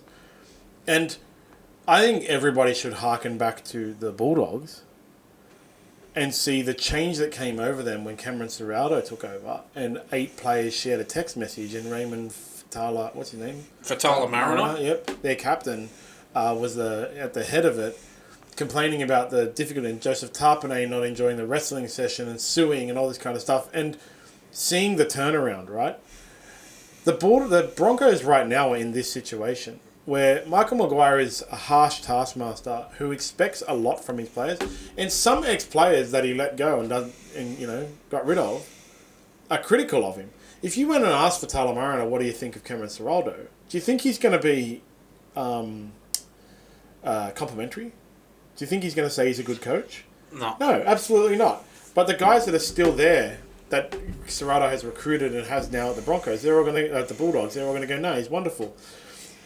What Michael Maguire has right now is, so to get to the story, is an ex-player that Michael Maguire, who was it? Elijah Taylor. Yeah, coached, had some very critical things to say about Michael Maguire and his coaching methods and the video was published on social media, and Martin Taupau liked it, like hearted it or whatever, and now Martin Taupau has been let go. He's for Mariner. Michael Maguire is not in the wrong here, guys. Anyone who thinks he is, he's not. Marty Taupau is the Fatala Mariner and that group of people. They're not getting on board, and so they've got to go. That's what the Broncos need, a clean-out. If there's, what do they call them? Plastic action figure attitude at the Broncos is what needs to be changed. You know, shirts off at training to pose for the ladies and the photographers and stuff like that. What needs to change? Anyone who's not on board, get out. We'll bring in players that are, and it'll be hard, and it'll be difficult pre-seasons, and Michael Maguire will expect performance and a lot from you, and he'll get angry if you don't. And the sessions will be hard, and you'll grow heaps of muscle, and you'll get fast, and you'll be able to hit hard, and you'll run the ball, and he won't accept errors, and he won't accept ill discipline, and then the Broncos will become a good team. That's the thing. If you're going to hire Michael Maguire, well, you've got to buy into what he wants to do. This is a club that hasn't won a premiership since 2006, so I don't think it's a club where the new coach is the problem. Their problems stretch way back to then. Essentially, something needs to change at that club. Yeah. They're a club who should not have gone 19 years without a premiership. There are other clubs that don't have the advantages that they have who can be excused for not winning a premiership for 19 years. The Broncos are a club who cannot go 19 years without winning a premiership. Yeah, they're currently sitting ninth, which isn't so bad. There's a lot of inconsistent teams right now. Only two like a few weeks ago we were talking about it. The only two consistent teams in the league were the Panthers and the Bulldogs, which is harsh. But last year the Broncos came 12th from the year before in which they made the grand final. They're yes, they are inconsistent, but they've had like real, actual good flashes of brilliance, and then they beat the number 1 ranked team and then lose to the number 17th ranked team.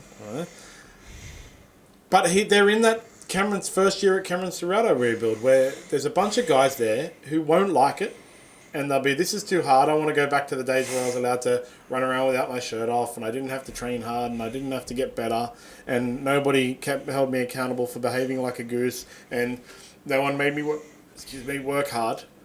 And I want to go back to being like inconsistently mediocre. Yeah. I would prefer, but right now they're inconsistently good, right? They're good a lot of the time, and then sometimes they're not. Last year they were bad a lot of the time, and sometimes they weren't. It's no good. The players complaining about he's training us harder. That's what he was brought there to do. He's Michael Maguire. Those are his methods. He's got a proven track record as a coach. He's a recently appointed coach. You've got to buy into what he wants to do. He gets there and, things have changed now. We're being worked hard. That's the whole point. You weren't going well enough before, and now you've got a new coach who's holding you to higher standards. Yeah, Don't go crying about it. Adapt, adjust to boys, it. We hired him because you were behaving like idiots and not performing well. Because you weren't holding yourselves to a Broncos standard. Some of the hardest trainers in the world were the early Broncos, you know. Like, you think Wayne Bennett is an easy taskmaster? Yeah. Like, in 2006, you think he, like, it's the, you know, less dancing, more winning. Wendell Saylor dancing in the change room before a game and then Dragons getting smashed. And all Wayne Bennett said to him was stuck a post-it note to his locker that said, less dancing, more winning. You know, that's the kind Michael Maguire is there to fix the Broncos. There's a lot of people, like, the reason I'm saying is because there's a lot of people, Broncos fans and ex-players and old boys and stuff, who of course hate Michael Maguire because he's a New South Welshman, who are saying, see, he's not good for the Broncos. No, I think Martin Taupau isn't good for the Broncos, and I like Martin Taupau as a player. There's some rumours floating around that perhaps he'll be going to the Bulldogs. Oh, right. Which would be a good pickup. Back to where he started. Good pickup for him, for the Bulldogs right now with the current state that they're in. There's also rumours he may be going to, I think it was Parramatta and the Dragons. Obviously, you know, at the age of 35... Just there for a year. I mean, you get him on a cheap deal. Yeah, you'd take him. Why not? It'd be perfect for the Bulldogs right now, given the state that they're in. Because they'd get him on a cheap deal. And he could just fill in. Yeah, and I'll tell you what, I've got to be honest with you.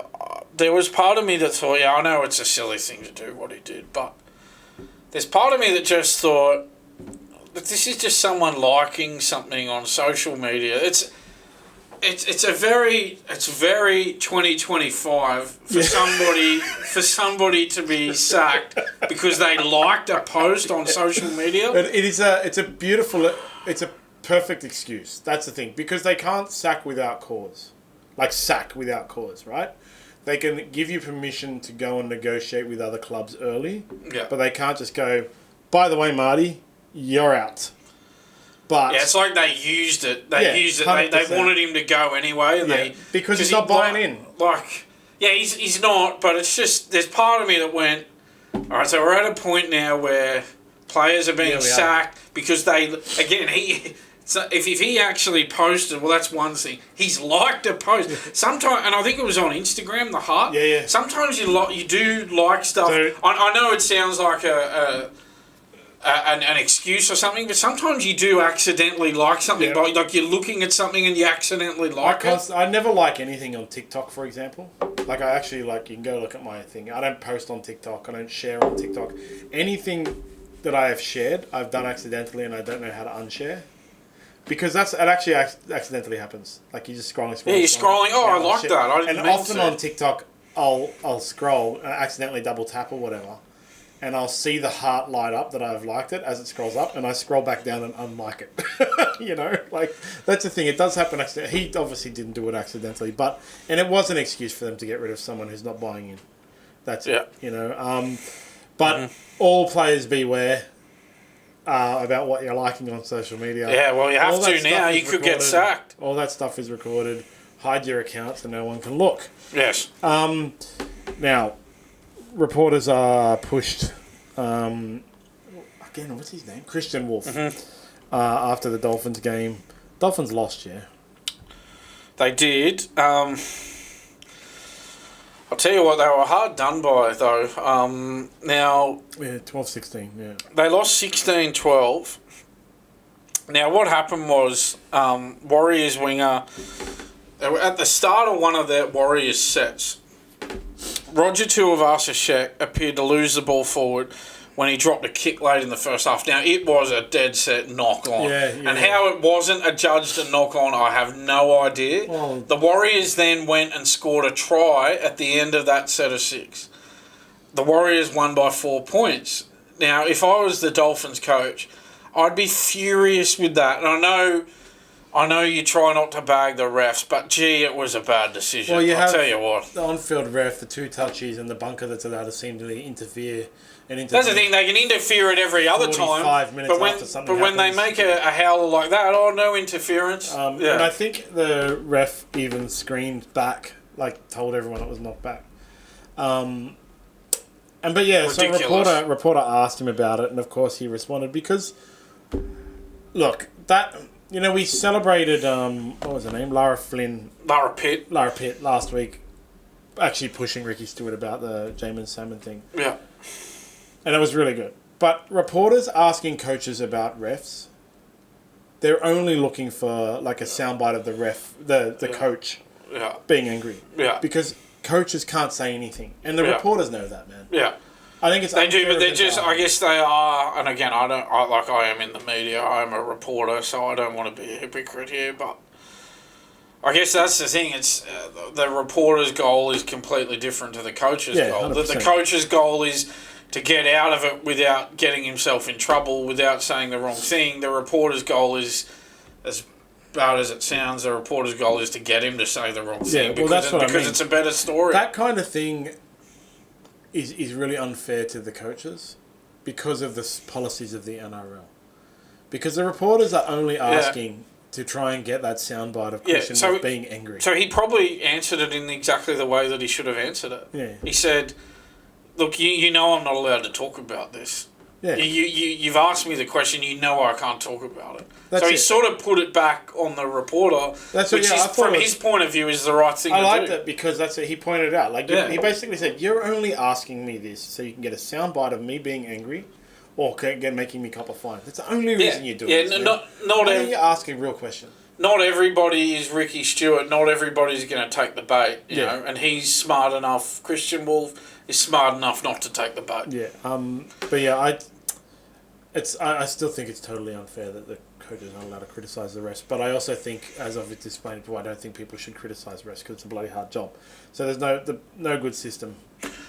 I think for a decision like that, I think he should have been allowed to say, look, most of the time that's called a knock-on. Yeah. I think he should have been able to say, look, I really thought that should have been called a knock-on because most of the time he should have been allowed to say that. We talked about it earlier this year. The problem is always Ricky Stewart.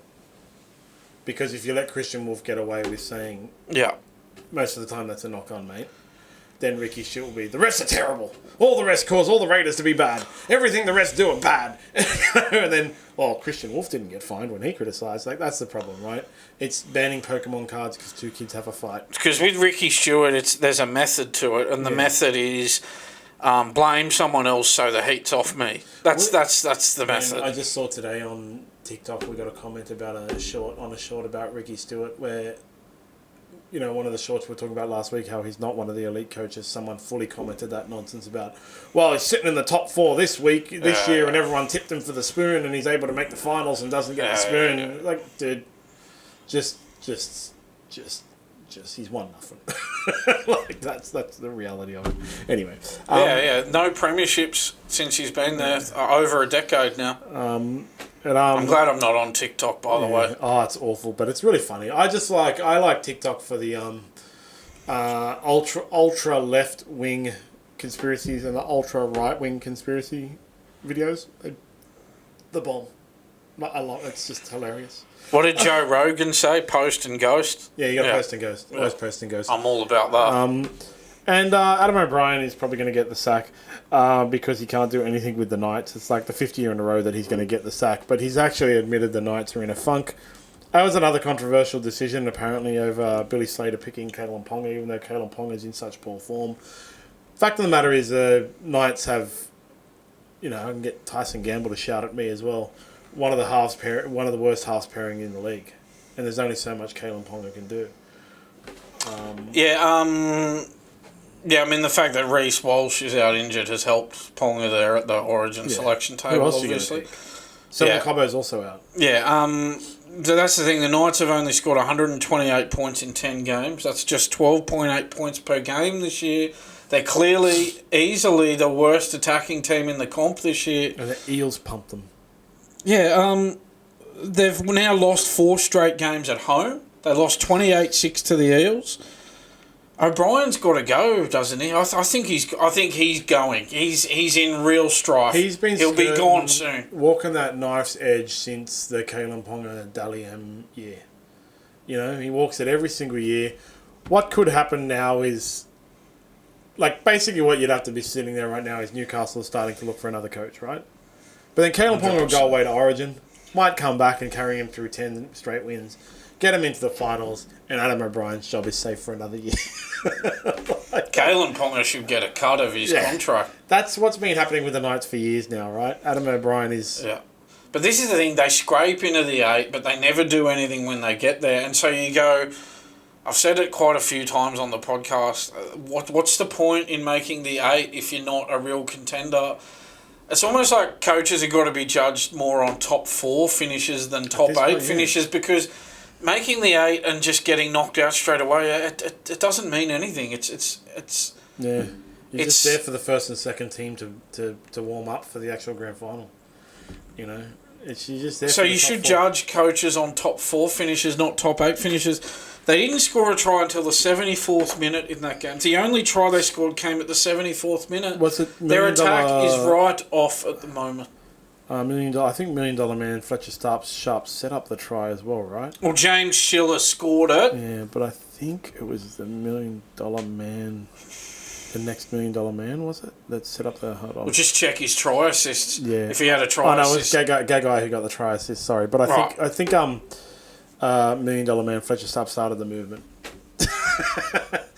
Yeah, every half is $1 Million Man now. Thanks, Dylan O'Brien. Dylan Brown, sorry.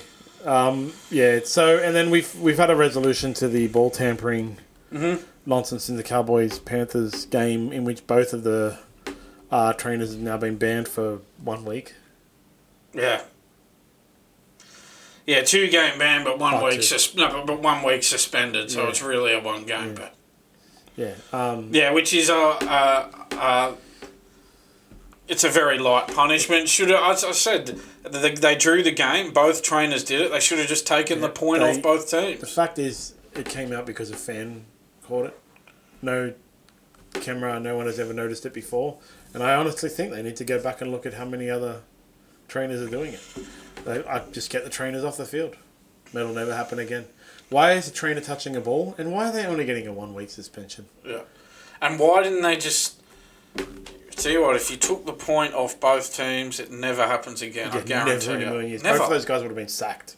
Yeah. For sure. For costing their team a competition point. But it should have been made into a bigger scandal than what it was. It's not a minor issue. It's a serious issue. Putting water on the ball and tampering with the ball. It's cheating. A lot of people are constantly saying, it's not that bad of a thing. How much does it affect the ball? How much does it affect the sequence? It doesn't matter. The intention is there. You know, that's the intention was to cheat. Yeah. Actually cheat, tamper with the ball, and all they got was a ridiculous 1-game suspension. The same way that the cricketers had the sandpaper, this is the same thing. The ref caught the Cowboys doing it once, but they had already done it again. You know, they actually did it twice. And I think the biggest thing is that it only came out because some fan was randomly recording at that time. The fan was not recording to catch the trainer spray water on the ball. He just happened to be recording at that time and caught it. Yeah. And then they went and rechecked all the footage and found the Cowboys guy did it as well. Yeah. It's just amateur hour. They didn't even find it themselves either. A fan found it. Exactly. This is amateur hour. And so, the Panthers one, that was... Because if you remember the news, it was... Fan finds it on the Panthers doing it. It's in the news. And then... also, actually, the Cowboys guy did it as well. You know, that was the kind of thing. So they're able to go back and find it. So they should go back and find all of them. They can't strip points from, 2 weeks ago. But if they went and issued fines from 2 weeks ago... This 1-game suspension isn't going to stop anything. It's not going to do anything. They're still going to try and get away with it. They're just going to do it a bit more dodgy. And, I don't care if you think it's not that big of a deal. It's no different to me than Jannik Sinner we'll get to him in a minute, having a small amount of steroids and clenbuterol in his system. And no different to me than John Jones having a picogram of whatever the hell drug he had in his system. Yeah, it won't have that much of an effect. But the fact is it's cheating. You know what the acceptable amount of ball tampering is? Zero. So right. Everyone knows it. The acceptable amount of ball tampering is 0. Any more than 0 is a completely unacceptable. There's no leeway here. There's no spectrum, which is a big buzzword on the internet today. Spectrum of ball tampering. It's 0 ball tampering. If you tamper with the ball, you're banned. Yeah. Your team loses points. Should have lost the competition point, both teams. Soft punishment from the NRL, unsurprising, because they're weak on most issues. Yeah. And with the Tigers, Lachlan Galvin's earwigs, he's officially requested a release, and the board is meeting when? Today. Yeah, actually, I think it was due for a Monday meeting, so they actually met yesterday. Yeah, so but yeah, so this is the thing. This is the Isaac Moses playbook. You know, these bullying allegations. This is what he does, right? This is he'll throw it back on the club by having these bullying accusations, and then he'll turn that into such a big issue that it just becomes easier for the club to just let him go. So I think this is the strategy from the manager. Throw it back on the club, make out that they're in the wrong, and then that way the middle ground will be, all right, well, you're not in strife, over these bullying allegations, but yet we get a release early. That the club maybe just forced to release him early as a way of, as a way of making the bullying allegations go away. They'll probably release him at the end of the season, even though he's contracted until the end of 2026. If I was them, I'd screw it and sit him out. He's only on $350,000 a year. It doesn't affect the salary cap that much, and I'd just sit him out for the next 2 years. He'd be playing reserve grades for me. I don't care if you call it bullying. That's the thing. Under no obligation to play him in first That's grade. the thing. He's Isaac Moses. That's the thing. He's not on much money, right? Yeah. It's not like you've got an $800,000 or $900,000 player in reserve grade. He's only on $250,000 and $350,000. Exactly. So screw Isaac Moses. I would most assuredly be sitting him out for the next 2 years. Someone needs to stand up to Isaac Moses. I am loving... Look, I don't often support Buzz Rothfield's articles, but I am loving the fact that guy comes up with names like Donald Trump does, you know? Every time he writes about Isaac Moses, is twice deregistered player agent Isaac Moses. It's like how he says Philip Ronald Gould every time. He can never just say Isaac Moses, player agent Isaac Moses, twice deregistered player agent Isaac Moses.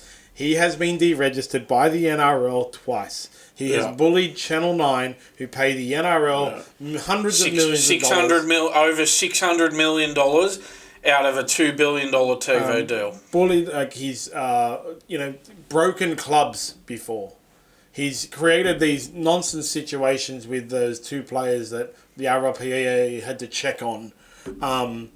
They just randomly checked on one of them or whatever to see. He has... It's not about even having too much power. And everybody apparently knows, it's a worst-kept secret in the management world, that when he was deregistered, he was still involved in negotiations and stuff. He was on speakerphone in people's offices and things like that. So when Shane Flanagan got done for communicating via email during his suspension, he got suspended for another bunch of years. So it's time to just forever deregister Isaac Moses. Yeah. I still can't believe that Channel 9 allowed themselves to be pushed around by him. As I said in that article, I wrote about it last week. Hello, you pay over $600 million to the NRL. Hello, that means you've got a lot of power. Why doesn't your CEO pick up the phone and ring Peter V'landys or Andrew Abdo and sort it out? You think they're not going to listen to you? You're paying them $600 million. The TV deal is up for negotiation as well. There's a new... Because, Dazin is here and whatever. It's up for negotiation now. It would be... If you think a player agent can bully us into doing what the hell he wants... Go to Channel 7 then. Just say to the Channel 9 should have said to the NRL, do you want your $600 million or not? Well, then sort this out for us. Part of that $600 million is the players appearing on television and stuff like that. That's actually part of the deal. It's not some random player agent, the most powerful, twice deregistered player agent in the game, bullying them into removing panel members. Yeah, part of their $600 million payment... Part of that means access to players that shouldn't be gotten in the way of by some player manager who's got an agenda against a journalist. Exactly. So nobody knows what the outcome of that board meeting is, right? No, well, it hasn't been reported on this stage. I think this is always the way. Whenever Origin starts, the media just forgets that the NRL exists for a couple of months. Maybe they're still having the board meeting. It was Monday night. Well, but this is the media just gets so distracted by Origin that they forget that there is actually a world outside of State of Origin. They forget to report on these matters. I'm looking at a Reddit thread about it from yesterday, where it's like everyone's commenting. So what happened? Yeah, well, the media's forgotten about it. Let's Google Lachlan Galvin. What do we got? I got news articles from 4 days ago and 1 day ago. It doesn't look to me like there's been any further reporting on it, does there? It's so funny. The media's just forgotten about it. Anyway. Hopefully we get some reporting on it in the days to come. We'll do more Origin information next week. Wednesday, Suncorp Stadium, 8:05 p.m. Yes. Very tentatively excited for a football match, but not excited for the fact that we don't have a lot of football this weekend. And the games we do have are going to be, the teams are going to be heavily undermanned. And Bulldogs are totally screwed. Yeah, well, they'll just have to try and find a way to win. At least they get a bye next week. That's the other thing about this. But that's the annoying thing. I mean, they would have had their players back for that game. Well, there's another annoying thing about the buys that are forced on by. I'm just going to keep harping about. I can find more and more things wrong with it. They have a bunch of buys because every team is on buy and stuff like that. It affects their suspended players from coming back. You know, they're not suspended for the buy. Yeah, that's right. So it drags it out longer. Yeah, 100%. But onto tennis. Yes. And it looks like what's his name? Jannik Sinner has stayed off cycle and hasn't been using much steroids lately because Alcaraz smashed him. Yeah. Yep, 7-6, 6-1 in the Italian Open final. It's the first loss for Sinner in 26 wins, either side of that 3 month ban. So that's stretching back a long way. A cycle is you stay off for 3 months. So he must be off cycle right now. But yeah, look, well done to Alcaraz, and so good form leading into the French. Yeah, so he's won the Italian Open, which is the main lead-in event to the French Open. Alcaraz, of course, won the French Open last year, so I guess the fact that he won it last year and he's won the main lead-in event, that makes him the pretty warm favourite to take out the French Open, I would have thought. French Open starts on Sunday night too, by the way. Yeah. Oh, it's in weird times, right? Oh, but it starts, I think it's the early I think it's an 8-hour time difference, so the matches that start there at 11 a.m. there are 7 p.m. here. Oh, okay. So the early matches are, 7 o'clock, it's prime time. So. But then the good matches later on. But that's the thing, most of the best matches are on later on, and so, the 8-hour time difference sort of hits us a bit there. But hopefully, what they often do is the Aussies get put on early because, obviously Tennis Australia, given that they have a major, they'd sort of do like a deal with the French Open, like say... Like, they'll put the French players on at a good time for French TV if the French Open put the Aussie players on at a good time for Aussie TV. When does the draw get announced for it? So it's usually just 2 or 3 days before. It's so really late. I like it. It'll probably be like Thursday or Friday night, I would say. Yeah. Getting before a Sunday night, our time start. Yeah. Okay.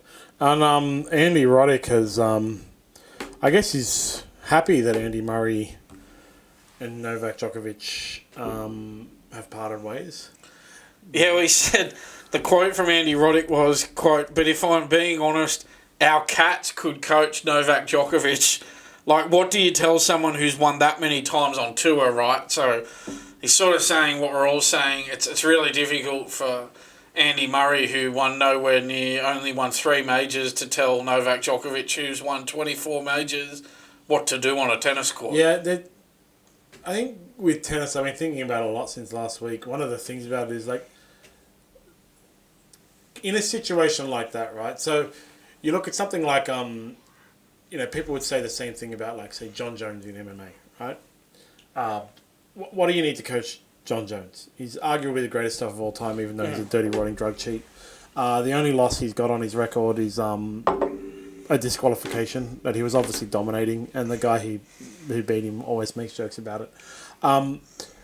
What are you coaching? He knows how to fight. I think Daniel Cormier said his description of it is like, when someone asks what's it like fighting John Jones, is you're standing at distance, like out of the pocket, far away, and you're just getting kicked in the legs, you're getting punched in the face, eye pokes, which is illegal, but John Jones is notorious for him. So you think, all right, I'm going to close the distance, I'm going to get inside the pocket, I'm going to try and take him down or something like that. On the way in, he hits you, and it's really, really hard. And then when you get in and you think, like, I'm going to be safe here, suddenly you're getting elbowed. Suddenly you're getting kneed. Suddenly it's, like, really hurting. And you think, like, crap, I've got to get out of here. I'm getting dominated. So you try and move back to distance. And on the way out, you get hit. And then you finally get back to distance, starts kicking you in the legs again, right? The guy knows how to fight. The guy in the spur of the moment can adjust at what distance he's fighting. What do you coach? But in MMA and combat sports like that, I always compare tennis to combat sports. The corner is screaming things at you that you may not see, right? Because of the angle you're on. You're in front of the opponent. They could be behind. They could see like, oh, his leg is all damaged or something. Start kicking him in the leg. So when you go back to the corner in between rounds, they can give you some tips. Where you're going bad, where you can improve and stuff like that. Tennis doesn't have that. So even though John Jones doesn't need a coach to teach him how to fight, his coach can help him during the match. Whereas in tennis, really, what can the coach do during the match? Not allowed to talk. I think they might be allowed to do it now. But they're not allowed to coach actually during the game. No one's allowed to talk in tennis. When I think that rule's just recently No, I mean like actually changed. while the ball is in. Oh no. Like because that's the thing in MMA, right? They might be holding you up against the fence, right? I actually like Alexander Volkanovski versus Brian. But your trainer can yell out to you. Yeah, like Alexander Volkanovski and Brian Ortega is a jiu-jitsu expert. Was considered widely regarded as one of the top jiu-jitsu MMA guys, and he has two specialties: the guillotine and the triangle. Got Alexander Volkanovski in a triangle, and Craig Jones, who is one of the best jiu-jitsu guys in the world, was in his corner, and he walked Alexander Volkanovski through how to get out of the triangle. There's another one where Islam Makhachev, who's a great grappler, but these Sambo guys don't really have good finishing mechanics. He had Dan Hooker down, and they were right next to his corner, and Khabib Nurmagomedov was his corner, talking through. Step your right leg over his head, drop your left hip to the ground, teaching him basically how to finish the Kimura.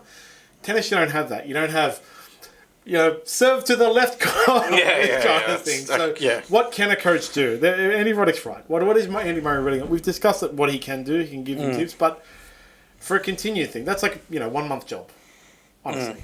It did add a nice little sort of subplot sideshow to it, though. Yeah, but it wasn't going to last. Yeah, it's all right. You're done. Well, what's he going to teach him? How to hit? It's like trying to teach John Jones how to punch. He's not going to teach Novak Djokovic how to hit. Yeah, I think we're in the very late stages of Mr. Djokovic's career somehow. He's in the French Open, right? Sorry? Is he doing the French Open? We discussed it last week and now I can't remember what we said. Yeah, I haven't seen any reporting that he's been ruled out. So maybe I'll just quickly Google him and just check that. But I think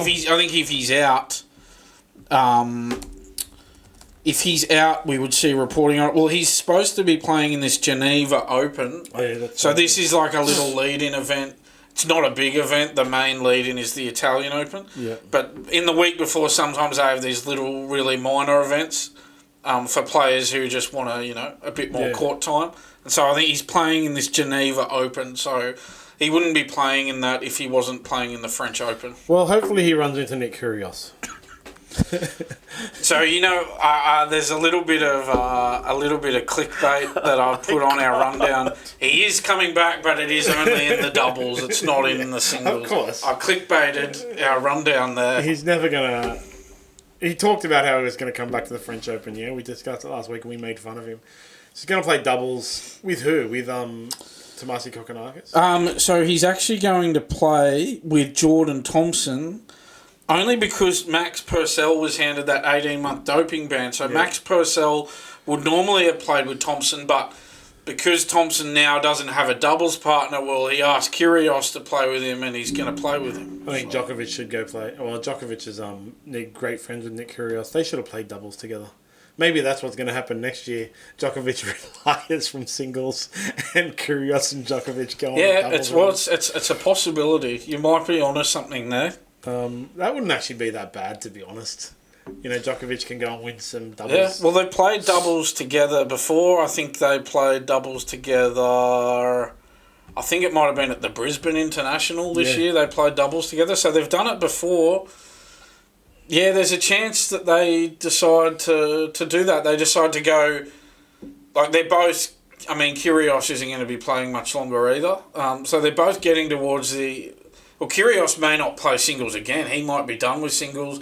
Djokovic getting to the end of his career now. Maybe both of them go, look, we're done with singles. Let's just play a year of doubles together to finish up. That wouldn't be a bad idea. Be interesting. They'd fill the stadiums. It'd be fun to watch. Yeah, they'd fill the stadiums for sure. So that's it for the week. As I said, Origin week, fortnight period. We'll see what happens next week. Not that excited. Dragons beat Broncos. Yeah, they did. We forgot to mention that, didn't we? Well done. Good win. It was unexpected. Gee. Yeah, tipping is still just fully broken, to be honest. But it did get, you know what, I think that's what got Valentine's home picked. I think it put him over the line. The Dragons winning? Yeah, I think that's what, because he kicked 4 from 5 and 1 penalty goal, so 5 from 6. Yep. So, like, his kicking was a little bit back on track after Flanagan. Yeah, and they won. Yeah. So, yeah. Maybe Flanagan was right after all. Yeah, well, they won by 4 points. Yeah. Let's not get carried away. Don't forget, OptimumCBD.store for all your CBD needs. I use Optimum CBD every day for my recovery. It's a great anti-inflammatory. Must be over 18 to order. Orders over $99 gets you free delivery. And GearGuard, now one of our new great sponsors. If you do sport, if you do workouts, if you do jiu-jitsu, use GearGuard to remove the smell and bacteria from your washing. Just add a capful to your washing every load and you will be amazed at how lovely smelling your washing comes out. I have been using it. I tried all of them. These are sports-based washing machine additives and I think GearGuard is the best one. It's the only one I found that didn't smell like chemicals. So that's my one of use. Nice. That's it for the week. Follow at SmartB app on all social medias and we'll see you all next week. Thanks, John. Catch you next week. See you, man.